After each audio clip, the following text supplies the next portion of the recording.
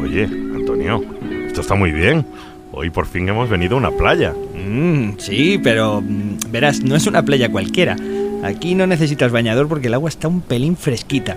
Así que si yo fuera tú no me desnudaría todavía. Déjame. Si yo voy para el agua ya, ¿eh?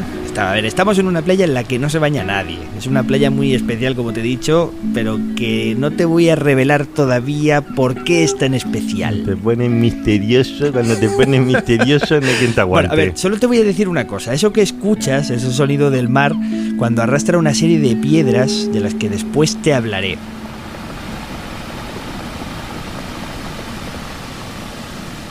También te diré que estamos acompañados por un geólogo, por Alejandro Zearreta. Ese tinquiteo de todos los fragmentos de roca que están moviéndose, también tiene mucha capacidad de erosiva. Muchos de esos piedras que ahora suenan, en realidad son piedras que estuvieron en edificios humanos. Exacto. Estuvieron en construcciones, fueron al mar, fueron transportadas aquí, entraron aquí dentro. O sea que si existe un sonido del antropoceno, podría ser este. Uno de los posibles sonidos del antropoceno, sí. Vamos a escucharlo ahora.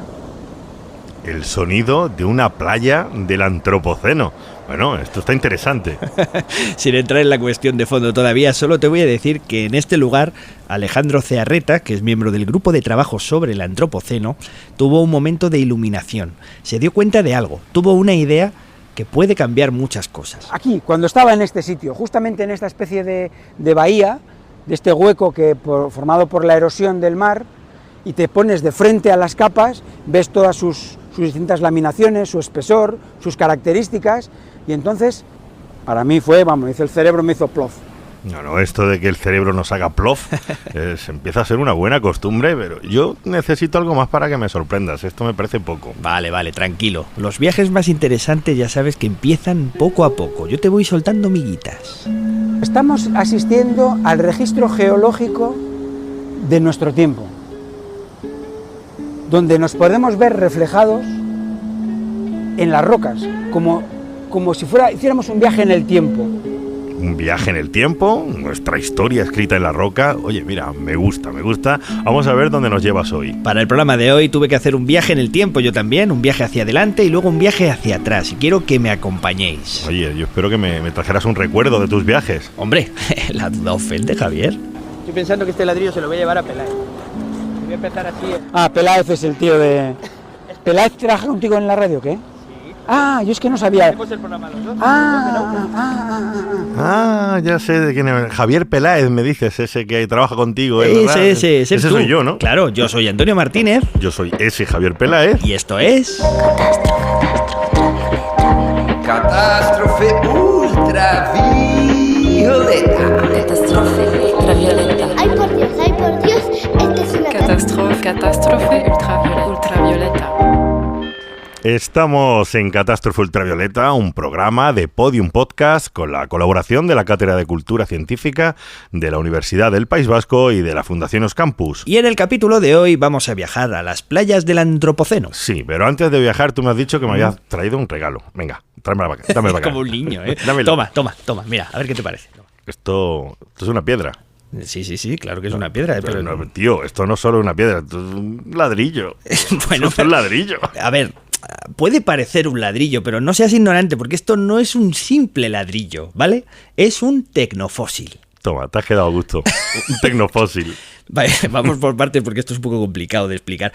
A ver, como sabréis, desde hace unos años hay una gran discusión dentro del propio ámbito de la geología. Uh-huh. La discusión es si nuestro impacto es tan brutal sobre el planeta que podamos estar hablando de un nuevo tiempo geológico, un tiempo al que llamaríamos el Antropoceno. Vale, y este ladrillo tecnofósil sería un objeto de origen humano que dejamos en el planeta y que van a seguir aquí durante mucho tiempo. Exacto, materiales y objetos que hemos fabricado nosotros y que perdurarán en el planeta hasta el punto de formar parte del paisaje geológico. Y estos tecnofósiles, este ladrillaco que tengo en la mano, es bonito, va a ser lo que encuentren los geólogos del futuro si examinan la Tierra. Exacto, y te pongo un ejemplo muy cercano. Mira, esta es Ana Alonso, presidenta de la Sociedad Española de Geología. Este es el canal ¿vale? Por donde sale el agua. Los regantes han pensado que era mejor que la acumulación de carbonato se produjese arriba que abajo cuando van a regar.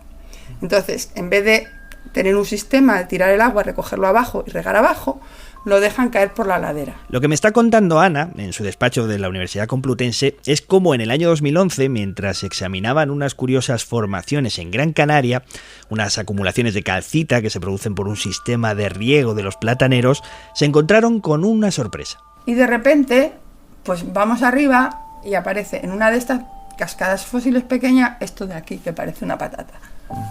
Una patata clavada en la roca. Una patata dentro de la roca. Porque yo la cojo y veo que esta patata, pues que no pesa nada. Sí. Me sorprendió ese poquísimo peso. Con lo cual, cuando la abrí y vi el poliespan, entonces dije, yo no pienso subir, bajar vosotros, porque mirad lo que hay, es un oncolito de poliespan. Y no podíamos creérnoslo, o sea, porque no es algo habitual, claro. No te lo esperas. ¿Y por qué es relevante? ¿Es un tecnofósil, podríamos decir? ¿O? Efectivamente, es un tecnofósil. Es un fósil de poliespan. Si Darwin levanta la cabeza, se vuelve a morir. Le habría parecido un descubrimiento un poco patatero, desde luego. Pero lo interesante es que si un geólogo del futuro, dentro de miles de años, se encontrara con una roca como esta que tiene Ana, sabría que el origen es la actividad humana. Y además, ¿podría ponerle fecha? El poliespan se sintetiza en el año 30 y en España llega al año 66. Nosotros no esperábamos que unas rocas semejantes, a pesar de estar en todo eso, pudieran ser tan modernas. Es decir, que esto nos está diciendo que esto se estaba formando por los años 60 y está totalmente endurecido y rígido como si tuviese 2 millones de años. Claro, esa fue la sorpresa fundamental. Que es que esto de repente era súper reciente. Qué bonitas Canarias, la tierra de los volcanes y el poliespan fósil.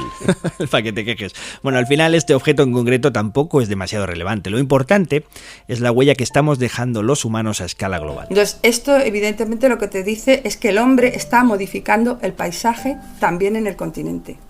Y que se están generando sistemas nuevos, depósitos nuevos, a mucha velocidad en zonas continentales. Eso es lo que nos está diciendo. Estamos modificando el paisaje.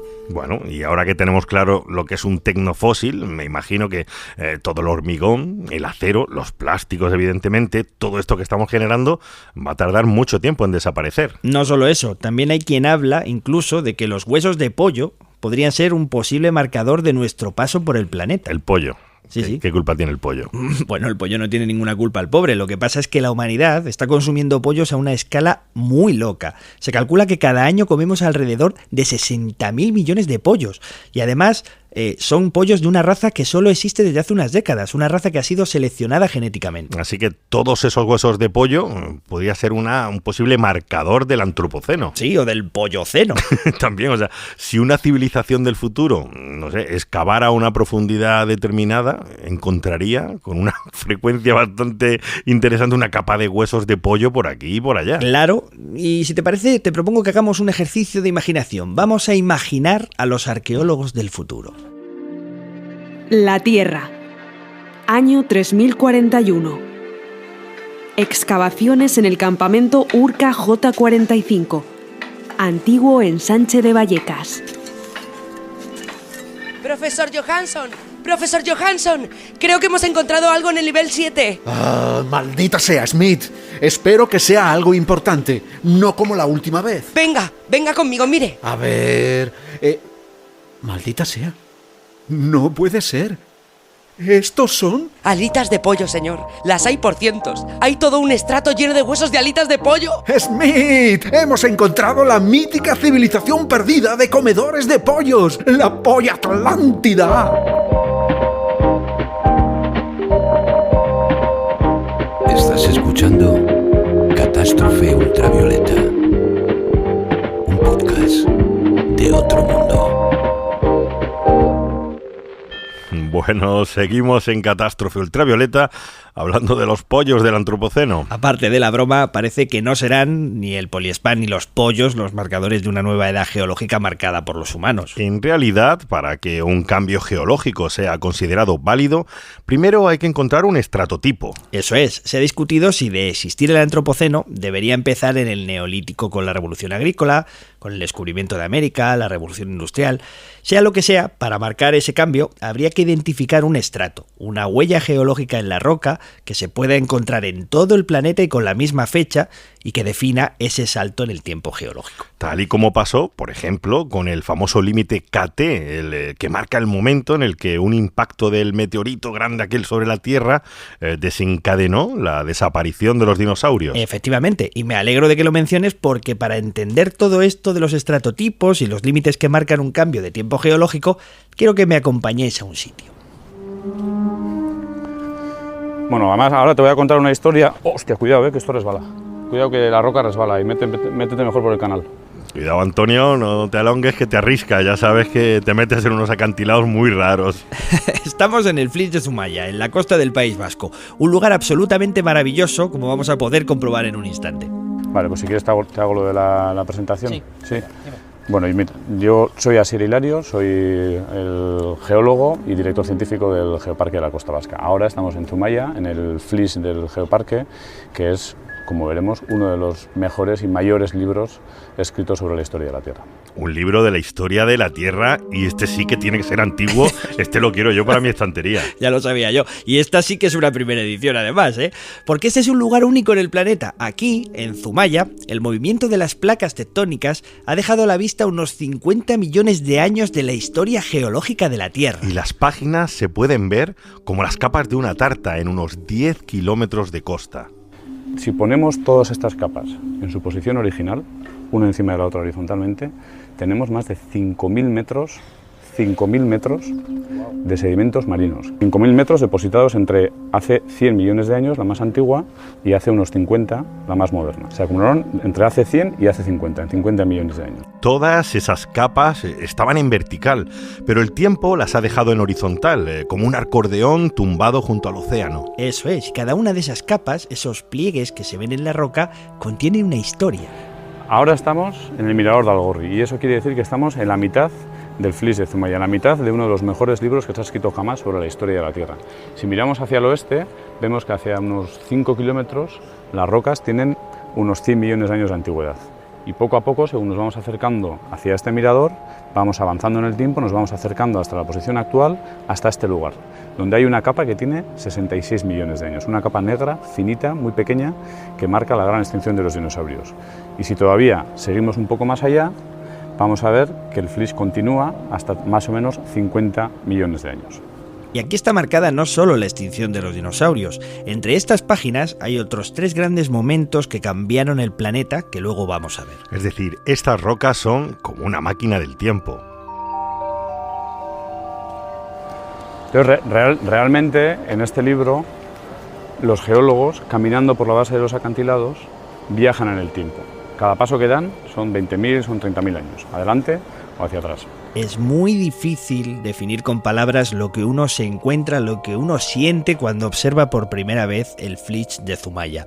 Es como una especie de hojaldre de roca gigantesco, un lugar que hay que visitar una vez en la vida por lo menos para hacerse una idea de la escala del tiempo profundo y de lo pequeños que somos. Y es esa sucesión de capas duras y blandas precisamente lo que le da el nombre. El nombre Flix viene del verbo alemán flischen, que quiere suizo-alemán, que quiere decir algo así como deslizar. Y entonces esto lo acuñaron los ingenieros de caminos que trabajaban en los Alpes, donde hay este tipo de rocas, este tipo de intercalaciones entre capas duras y blandas, haciendo túneles y puentes.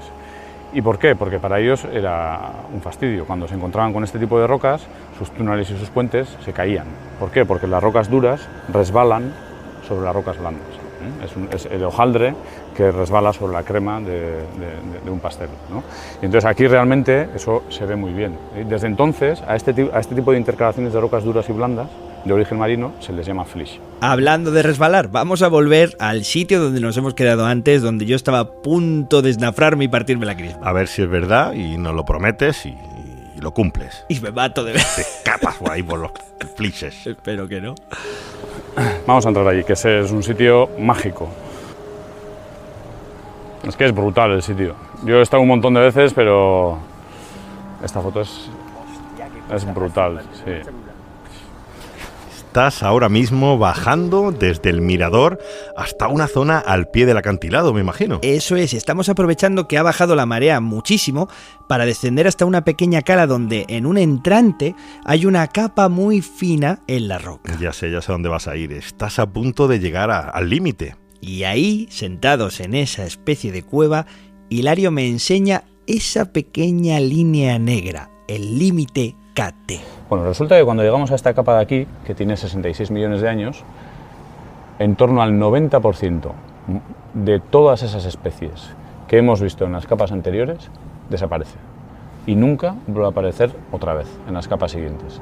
De manera que algo ocurrió debajo de este mar hace 66 millones de años, cuando se depositó esta capa, para que todas estas especies desaparecieran de repente. Ese algo que ocurrió fue el impacto de un enorme meteorito en la península de Yucatán que acabó con casi todos los dinosaurios. Eso es, lo que me está enseñando Hilario, esa pequeña línea en la roca que tengo delante en ese momento, es la famosa capa que marca el límite KT, el límite Cretácico Terciario, que fue descubierta por Luis y Walter Álvarez y Jan Smith en los años 80. Ellos proponen esto en 1980, Walter Álvarez y Jan Smith. La comunidad científica les toma básicamente por locos porque estaban proponiendo algo que iba muy en contra de la corriente principal, que era el uniformismo, es decir, que las cosas suceden en la Tierra de manera lenta y gradual. Y de repente ellos proponían la extinción de los dinosaurios por un evento muy catastrófico. El reto que se les propone es que encontrasen el cráter que probaba que esto era así. Y 10 años después, en 1990, consiguieron probar que en Chicxulub, en la península de Yucatán, en México, había un cráter de casi 200 kilómetros de diámetro, enterrado debajo del mar, y que tenía exactamente 66 millones de años de antigüedad. Y hay que explicarle a los oyentes que eso que estás viendo allí, en la roca, esa línea, no es una línea gorda, ¿no? Tiene unos milímetros de grosor. Eso es muy finita. De hecho, si no sabes dónde está, es muy posible que ni siquiera la veas.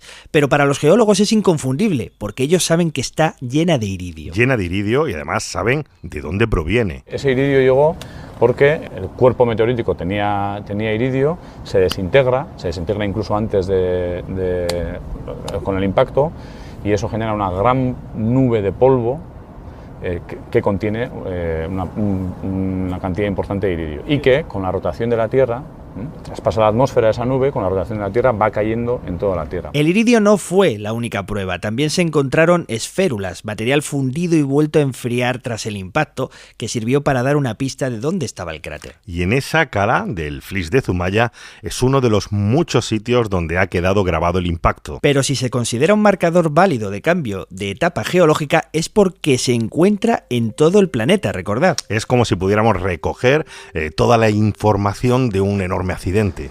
Es la caja negra de la historia de la Tierra. Qué bueno. Ahora sí que sabemos lo que es un límite que marca un cambio de tiempo geológico y además sabemos cómo se reconoce. Y que las capas geológicas son como un calendario gigante. Y en el Flix de Zumaya hay otros 3 como estos. No, ahora estamos viendo uno de esos 4 eventos que tenemos en las rocas de Zumaya, el más antiguo, el que tiene 66 millones de años. Pero si caminamos a la playa de Itxurun, vamos a ver otros 3. Vamos a ver que hace 56 millones de años la Tierra sufrió uno de los mayores calentamientos de su historia y marca el límite entre otros 2 periodos, el Paleoceno y el Eoceno. Y si nos metemos dentro de la playa de Itxurun, vamos a ver otros 2 eventos todavía, que además estos 2 fueron definidos estratotipo, es decir, que son los mejores lugares del mundo donde se puede ver, en este caso, un cambio de la polaridad magnética de la Tierra o una gran caída del nivel del mar. Qué bueno, ¿puedo tocarlo? Hombre. Vamos a ver, tío, te encuentras con un maestro que te está explicando el Flix con una maravilla y tú ahí, ¿puedo tocarlo? A ver, Javier, yo me debo a la divulgación, pero soy un ser humano, es normal. A ver, ¿cómo se siente al tocar el iridio? Mira, yo no sé ni qué decirte. Joder, lo estoy pasando como un cochino retozando. Este es un sitio donde la geología se ve.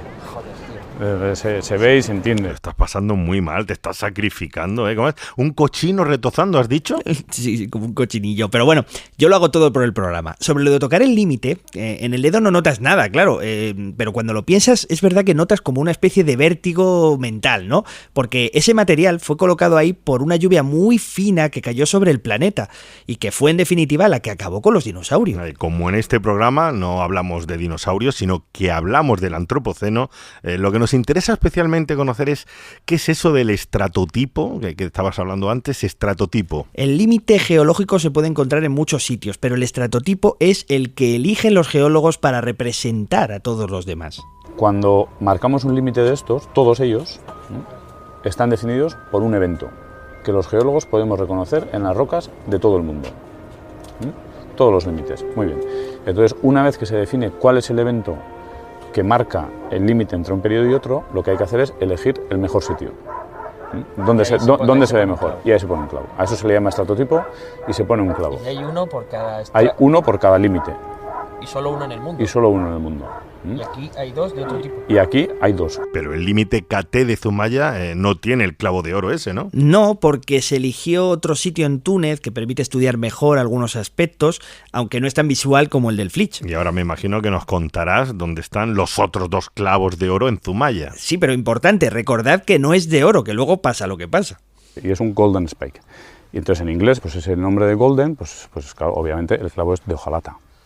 Pues alguien pensó que seguramente el clavo tenía algún valor y un día fuimos y nos dimos cuenta de que la cabeza del clavo es un clavo que está metido con una resina que no se puede sacar, pero alguien se tomó el trabajo de arrancarle la cabeza al clavo, que es del tamaño de un puño, que pone GSSP arriba, que es Golden Estratotype Section and Point, que es su nombre en inglés, y decidió que estaba mejor en su casa que en su... y se lo llevó. Yo me acuerdo de haber leído esta noticia, de este robo en algún sitio, no lo sé.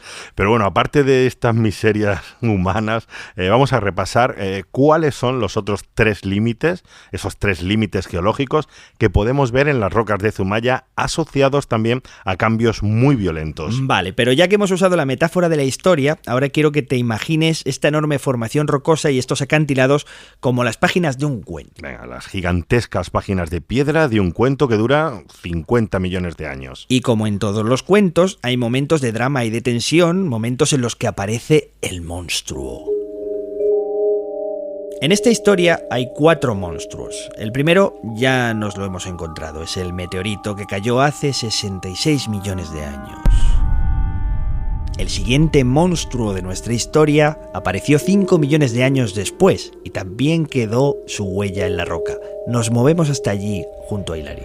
En este lugar que marca 61,3 millones de años tenemos reflejado otro de los eventos, que es una gran caída del nivel del mar. En muy poco tiempo el nivel del mar bajó en torno a 80 metros. Y en este caso no fue por la variación de hielo o deshielo, sino el nivel del mar puede variar principalmente porque el fondo marino, por movimientos tectónicos, se eleve o se hunda. En este caso fueron las placas. En este caso, los movimientos tectónicos hicieron que el fondo marino se hundiera y el nivel de mar bajara 80 metros.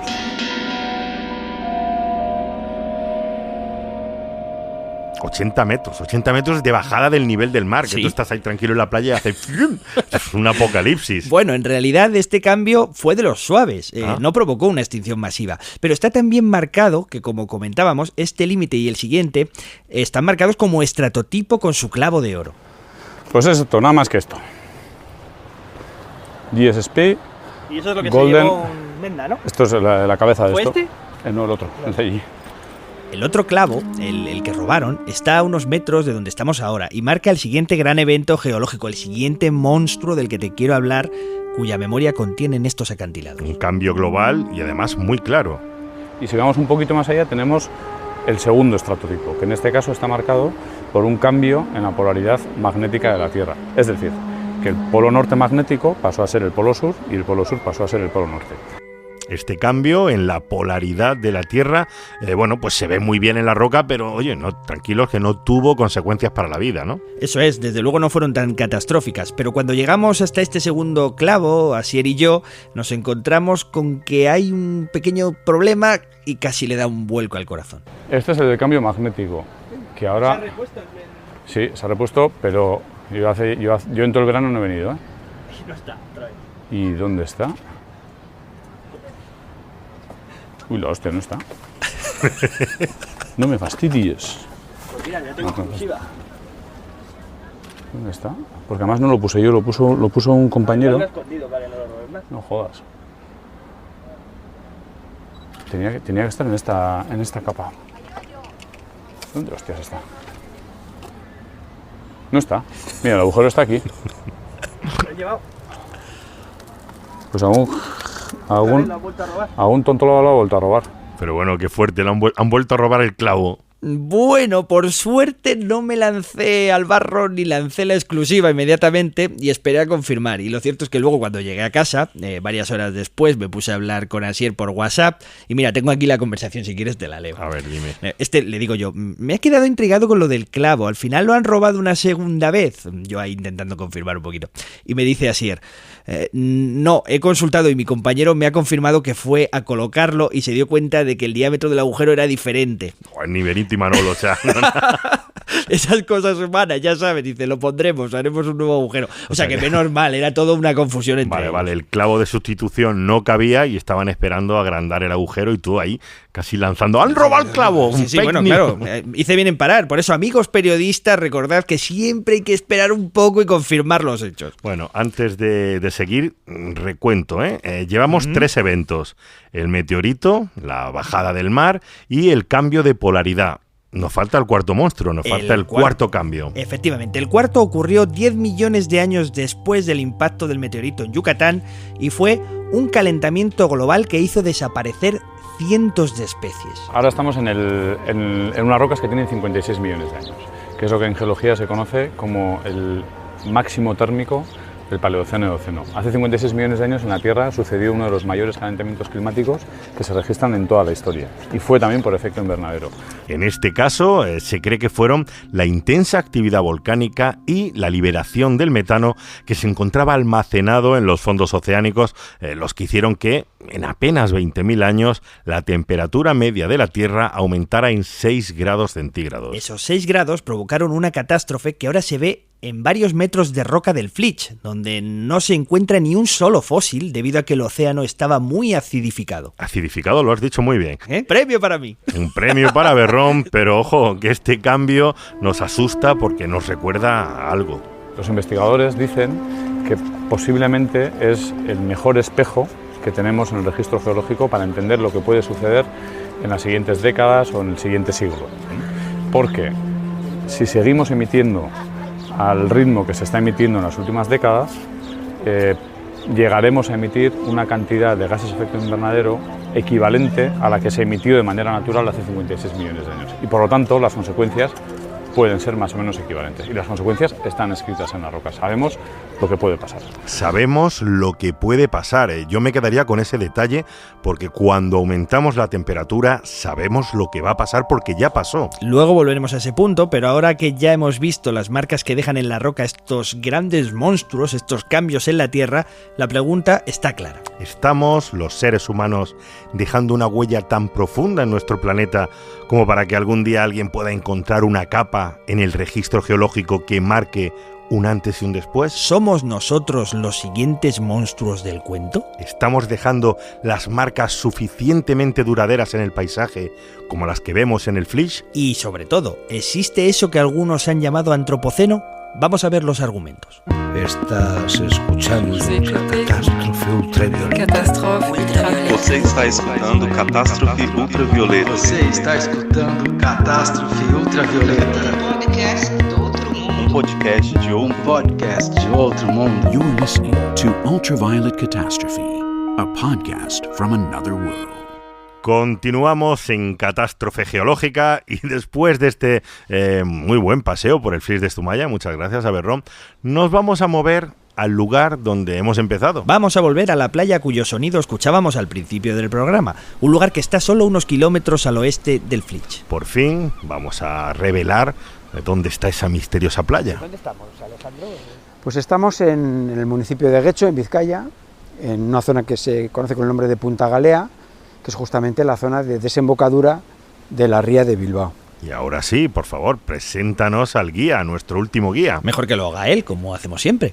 Bueno, mi nombre es Alejandro Cearreta, soy geólogo y estudio en la Universidad del País Vasco y trabajo también en la Universidad del País Vasco y en este momento soy miembro del grupo de trabajo sobre antropoceno que nos dedicamos a definir lo que sería este posible nuevo tiempo geológico, sus características, etc.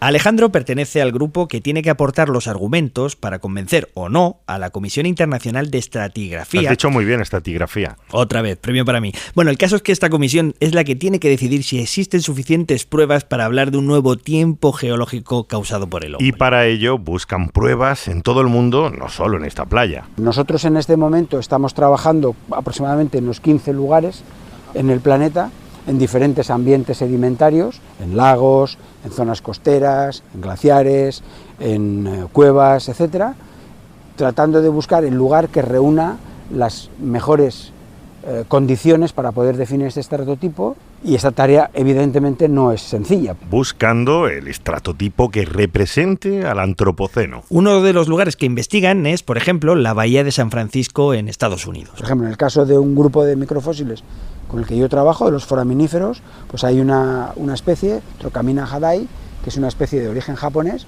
que se ha convertido en la especie dominante en esa bahía, cosa que era inexistente hasta los años 50. ¿Y el origen tiene que ser necesariamente antrópico? Tiene que ser antrópico y probablemente, con práctica toda seguridad, fue traído en las aguas con las que suelen llenar los tanques, los buques, y que suelen eliminar en las zonas portuarias para cargar mercancías. Otra vez la huella del ser humano cambiando cosas de un sitio a otro y que queda presente en el registro. Pero no es el único lugar. Otros ejemplos hay, sobre todo de tipo geoquímico, en los lagos o en las estalactitas de la cueva Ernesto en el norte de Italia, etcétera, donde se observan cambios de tipo geoquímico, por ejemplo, sustitución de isótopos, entrada de nuevos elementos químicos, radioisótopos fundamental en todos los lugares donde estamos trabajando.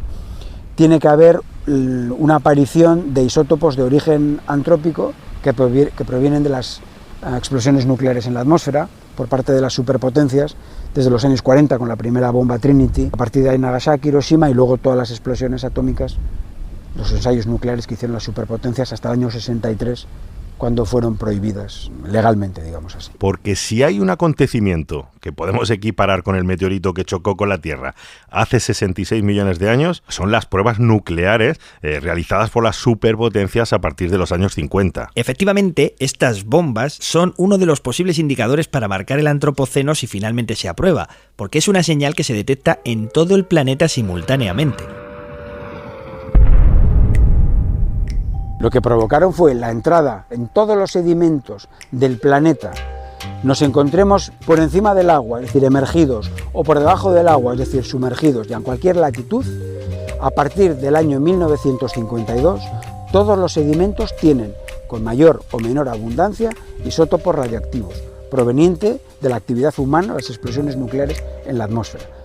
El impacto en la atmósfera fue tan grande que gracias a estas explosiones se pueden datar los restos de cualquier ser vivo. Efectivamente, a partir del año 45 se empiezan a hacer las pruebas nucleares. En el año 45 es cuando ocurre la primera detonación nuclear por parte de los Estados Unidos. Son las primeras pruebas, y esas explosiones nucleares lo que hacen es liberar a la atmósfera un gran número de neutrones. Y esos neutrones que libera pueden interaccionar con el nitrógeno 14 para formar carbono 14. ¿Vale? Como empezaron a hacer muchas pruebas y empezaron a liberarse mucha cantidad de neutrones, se generó mucha cantidad de carbono 14 comparado con lo que había antes. De modo que los niveles en pocos años crecieron hasta prácticamente duplicarse. Eso provoca una señal muy característica, porque de repente en muy poco tiempo se duplica la concentración de carbono 14. Y eso es algo bastante anómalo.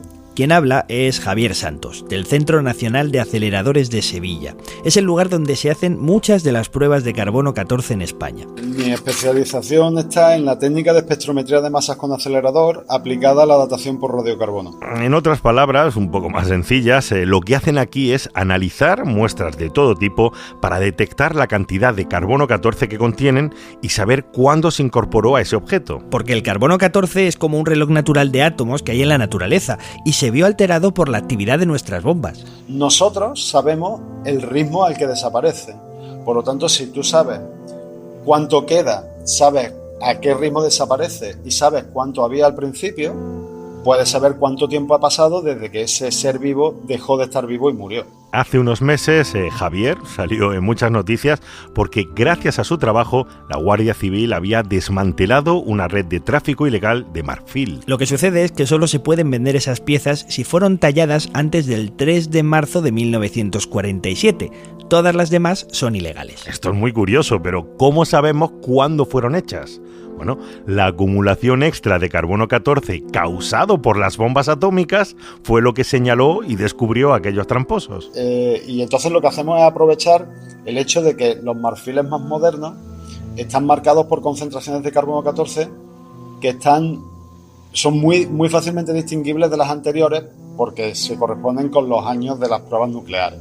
Para que veáis hasta qué punto la acción humana ha quedado en la atmósfera durante décadas. Por eso, en la discusión sobre el Antropoceno, este periodo de los años 50, conocido como la Gran Aceleración, es el principal candidato a ser el punto de inflexión que marca un antes y un después. Es el momento en el que la huella humana en el planeta se dispara, y no solo por los isótopos radioactivos de aquellas bombas atómicas, sino que aumenta la población, la producción de plástico, el hormigón... Y si queremos ver el paralelismo, ese momento sería como el de la capa de iridio, el que está por todo el globo y señala la desaparición de los dinosaurios. Es el indicador más global y más sincrónico. Y estas son dos palabras clave importantes en el Antropoceno. Tenemos que tomar indicadores que nos muestren que todo el planeta entra al unísono en este nuevo tiempo geológico, igual que ha ocurrido con los tiempos geológicos anteriores. Es decir, es inconcebible en geología que una parte del planeta se encuentre en el Jurásico y otra haya entrado ya en el Cretácico, por decirlo así, ¿no? Eso es inimaginable. Es decir, cuando marcamos una línea y decimos a partir de esta línea, a partir de esta edad, abandonamos el Jurásico y entramos en el Cretácico, lo hace todo el planeta en su conjunto. In the new world of the atomic age. Listen to your radio. This is the sound. We all know the atomic bomb is very dangerous. H-bombs or atom bombs. Duck and cover. The atoms of the metals uranium and plutonium. If you have been exposed to radioactive dust, you are the target of nuclear weapons. Your chances of avoiding damage from it are much better if you follow the directions we have given you. Catástrofe ultravioleta. Bueno, pero oye, no nos entretengamos más y llévame a la playa, que yo tengo ganas de volver a la playa. Venga. Estamos ya aquí en el acantilado de una de las playas clave. Exacto, justo encima de la playa de Túnel Boca, que es quizás la que muestra de un modo mejor esa conversión en roca, litificada, en roca dura, en roca cementada, de estos materiales de origen humano. Lo estamos viendo, ¿no? Exacto, es lo que está haciendo en este momento, está en contacto con el oleaje, y ves además el contraste entre las rocas que forman el acantilado, que tienen colores claros, y vemos las rocas del Antropoceno, que son horizontales, ¿ves? Son oscuras, lo cual ya contrasta mucho con el acantilado, tienen una disposición, digamos, espacial distinta, el color también es distinto, y luego veremos que su naturaleza por dentro, sus elementos constitutivos son completamente diferentes a las otras rocas. Para entender qué significa realmente esta playa, hay que explicar dónde está, porque ha dicho algo de Túnel Boca. ¿Eso qué es? Eso es, este acantilado está junto a la desembocadura de la ría de Bilbao, en Guecho. Y lo que estáis viendo ahí me imagino que son grandes acumulaciones de piedra negra, como estratos de una tarta de chocolate una encima de otro, más o menos. Sí, y el primero que se fijó en esto fue un británico llamado Gordon Knox, que pasó por este lugar en la década de 1970 cuando trabajaba para una compañía petrolífera. Publicó en una revista holandesa y trabajaba para la compañía Shell y vino justamente a los depósitos que vamos a visitar ahora, y ese fue el primer trabajo científico que se hizo, pero curiosamente él no lo interpretó correctamente, interpretó esos sedimentos como un tipo de material volcánico. ¿Y si aquella tierra negra de esos acantilados era ceniza volcánica? ¿Esto de dónde venía? Buena pregunta. El señor Knox buscó una posible fuente. Llegó a la conclusión de que se trataba de unos materiales volcánicos, pero intuyó su joven edad y entonces tenía que buscar un volcán activo por aquí cerca. Y entonces se fijó en el monte Serantes, que desde aquí no lo parece tanto, pero desde Bilbao y desde la zona más interna de la ría tiene una forma cónica semejante a un volcán. Es este monte que tenemos aquí. Ese monte que tenemos ahí a la izquierda. Creí yo por un momento que había sido un volcán. Efectivamente. Lo curioso es que él, como geólogo, no hubiera ido allí a comprobar que efectivamente los materiales que forman ese monte eran de naturaleza volcánica. Claro, también te digo otra cosa, que lo único que os faltaba a los de Bilbao era tener un volcán ya. Bueno, bien, pero todo se andará. Ya veremos, dentro de millones de años. En cualquier momento, ¿no? Claro que sí. Bueno, yo intuyo que la explicación a esta acumulación de tierras negras no hay que buscarla en exóticos volcanes, ¿no? La tenían mucho más cerca. La desembocadura de la ría de Bilbao, donde se encuentra la playa de Túnel Boca, fue uno de los lugares de mayor actividad industrial de España y de Europa. La actividad de los Altos Hornos de Vizcaya desde 1902 hasta la década de los 80 produjo millones de toneladas de residuos que se tiraban al mar. Te podría decir 50 millones de toneladas. O sea, una burrada. Una burrada. Ten en cuenta que empezó el vertido en 1902, a pesar de que Altos Hornos ya trabajaba desde finales del 19. Y acabó el vertido en los años 80.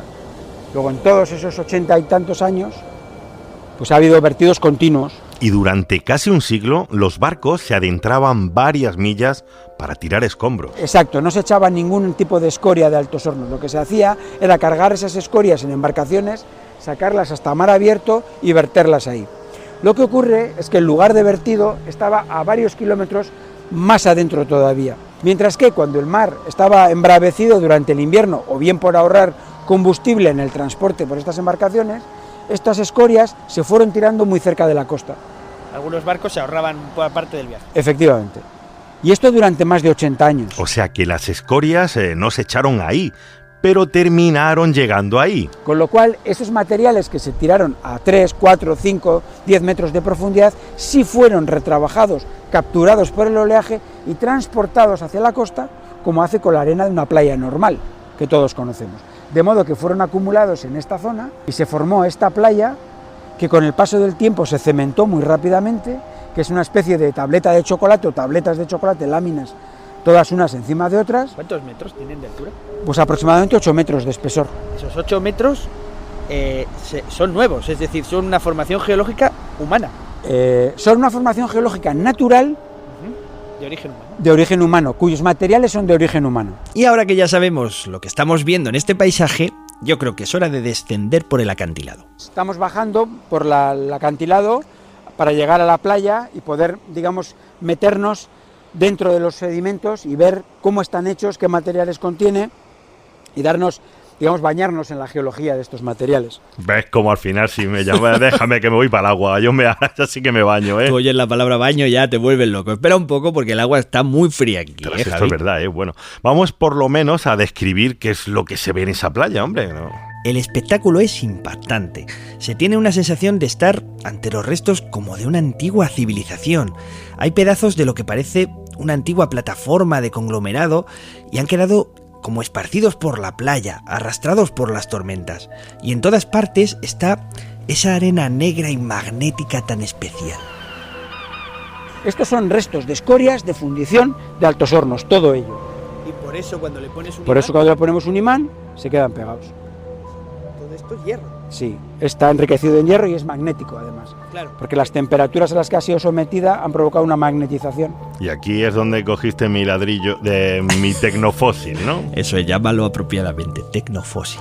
Pero ya puedes ver que dentro de esta masa oscura de sedimentos de escorias aparecen otras piezas que son lo que decíamos los tecnofósiles, que son restos de ladrillos, y además veremos que algunos de ellos tienen la firma, es decir, se conoce el modelo de ladrillo y se sabe dónde ha sido construido e incluso el año de fabricación, porque hay unos registros muy buenos de la fabricación y del origen de esos materiales. Fíjate que paseando puedes ver ladrillos que conservan las inscripciones de la fábrica en la que fueron hechos. Algunos eran de producción local y en ellos pone Suarri, y otros que fueron fabricados en Escocia, en esos pone Glenboy, que es el pueblo donde se fabricaban. Y lo que tienes delante no es que sean unas cuantas piedras, sino que es un mini acantilado de residuos industriales. Claro, eso es lo que más impresiona, que están acumuladas, son capas que tienen muchos metros de altura. Exactamente, eso es lo que más impresiona a los geólogos cuando hablamos de esto, ¿no?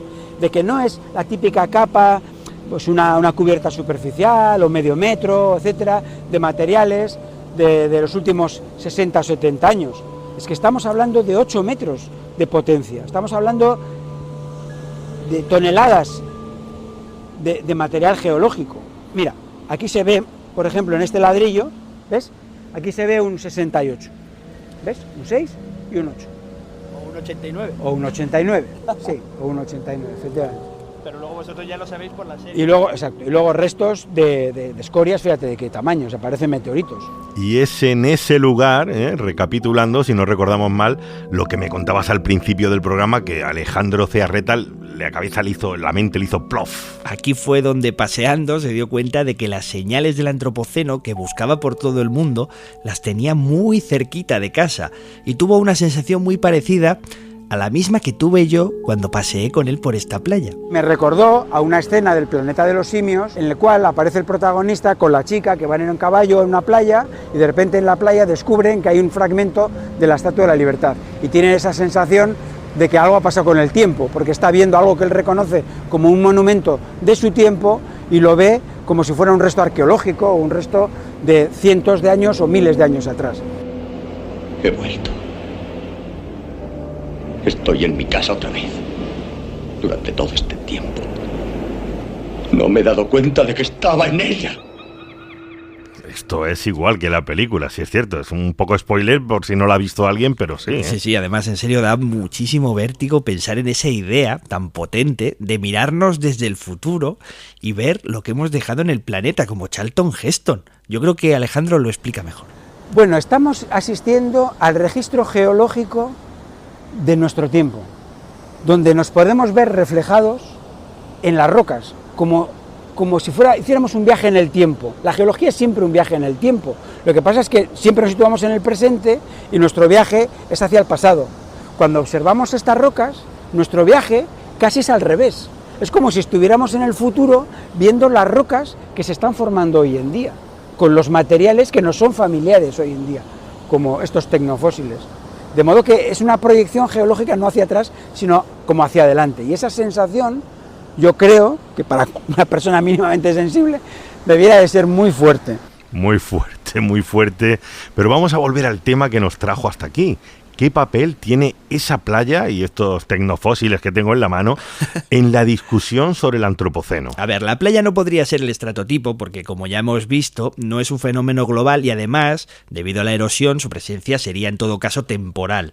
Pero es uno de los argumentos que el grupo de Zearreta va a aportar ante la comisión para demostrar que los humanos estamos impactando en el registro geológico. En esta discusión, algunos geólogos son muy contrarios a la adopción del término antropoceno y creen que en tiempos geológicos el planeta borrará toda huella que dejemos nosotros ahora, incluyendo los isótopos del plutonio de estas bombas que incluso duran unos miles de años. Eso es. Otro argumento que esgrimen los más críticos es que aún no se puede definir esta etapa porque no tenemos la siguiente para compararla y por tanto habría que esperar.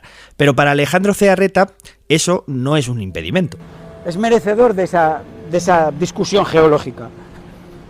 Es como, tomando el símil de Zumaya que mencionabas, cuando cae el meteorito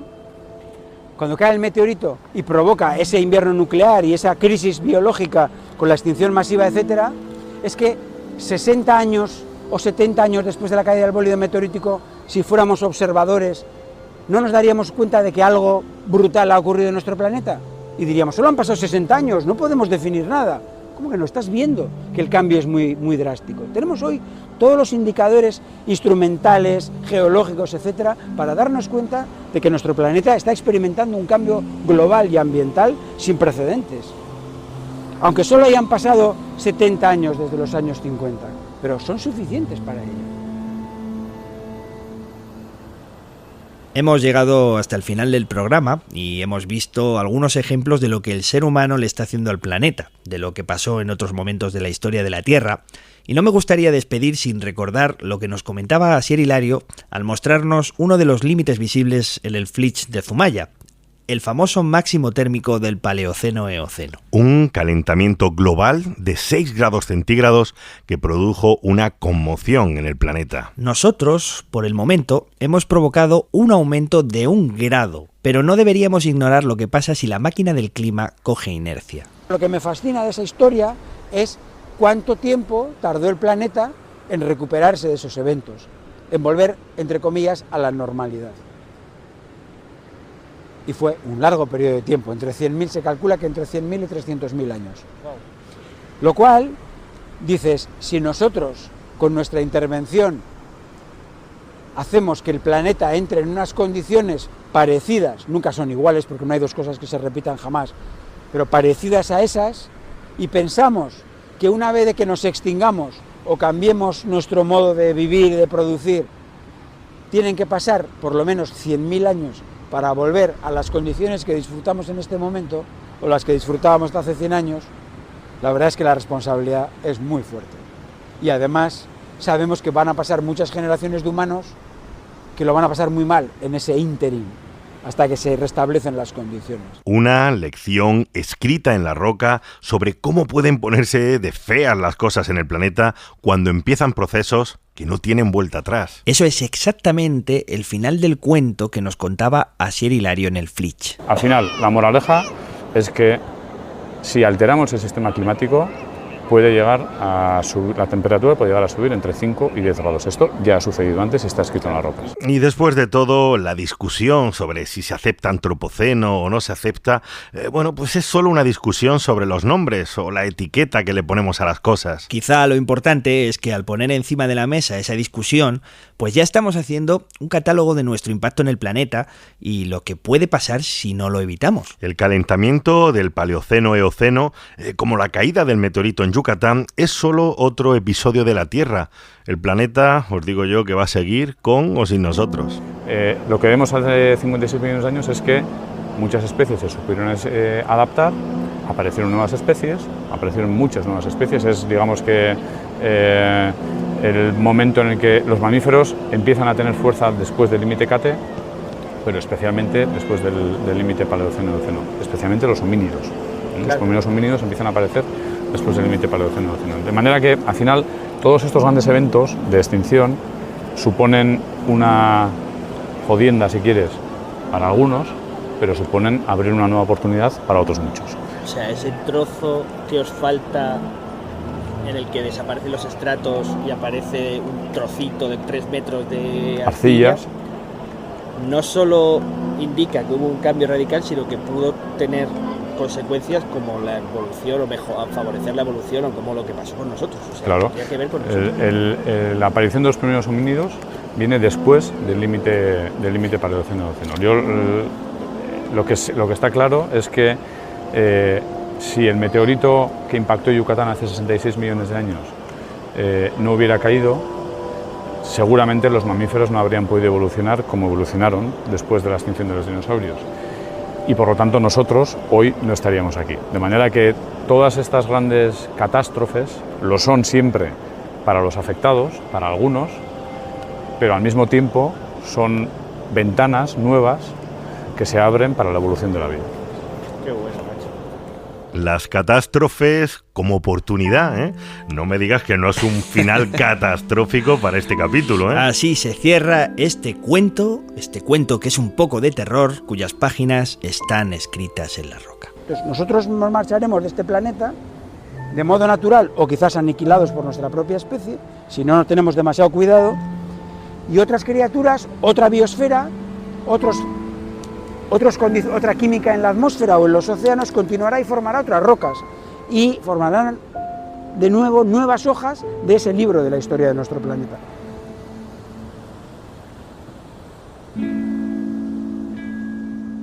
Gracias por habernos acompañado en este viaje. Esto ha sido Catástrofe Ultravioleta. Podéis encontrarnos en redes sociales y en nuestra web catastrofeultravioleta.com. Y en los mandos estuvo el catastrófico y maravilloso Javi Álvarez. ¡Aloha, chavalada! Yo soy Javier Peláez. Yo soy Antonio Martínez. Un saludo. Hasta la próxima.